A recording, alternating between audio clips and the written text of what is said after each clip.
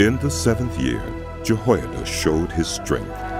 He made a covenant with the commanders of units of 100.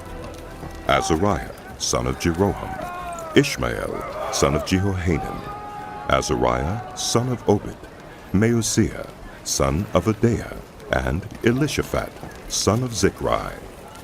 They went throughout Judah and gathered the Levites and the heads of Israelite families from all the towns.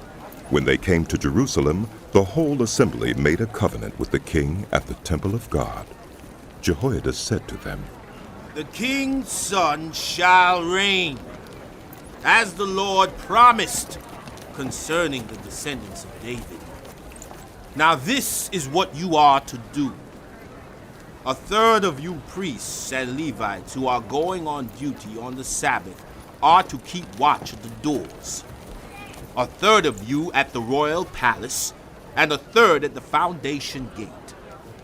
And all the others are to be in the courtyards of the temple of the Lord. No one is to enter the temple of the Lord except the priests and Levites on duty.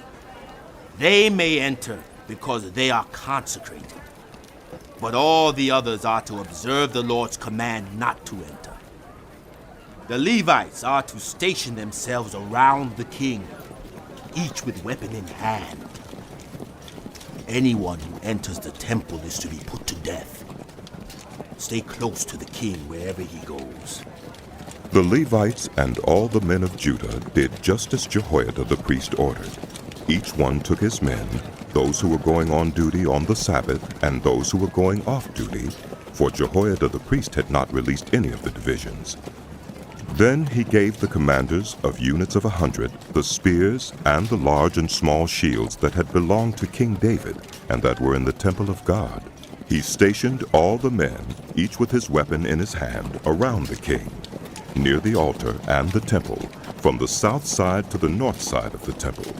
Jehoiada and his sons brought out the king's son and put the crown on him.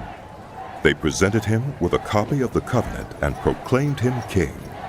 They anointed him and shouted, "Long live the king!"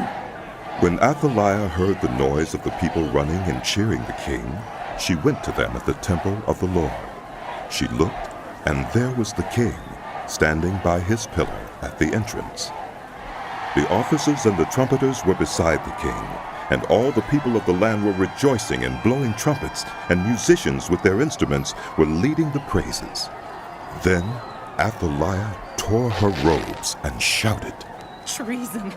Treason!" Jehoiada the priest sent out the commanders of the units of 100 who were in charge of the troops and said to them, "Bring her out between the ranks and put to the sword anyone who follows her." For the priests had said, "Do not put her to death at the temple of the Lord."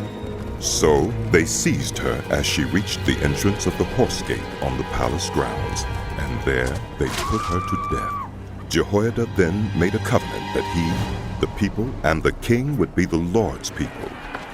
All the people went to the temple of Baal and tore it down. They smashed the altars and idols and killed Mattan, the priest of Baal, in front of the altars.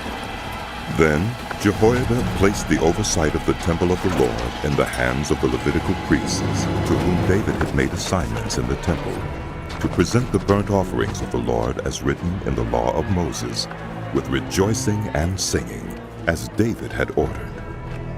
He also stationed gatekeepers at the gates of the Lord's temple, so that no one who was in any way unclean might enter.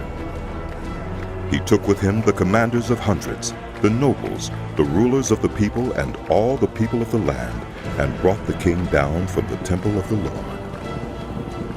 They went into the palace through the upper gate, and seated the king on the royal throne. All the people of the land rejoiced, and the city was calm, because Athaliah had been slain with the sword.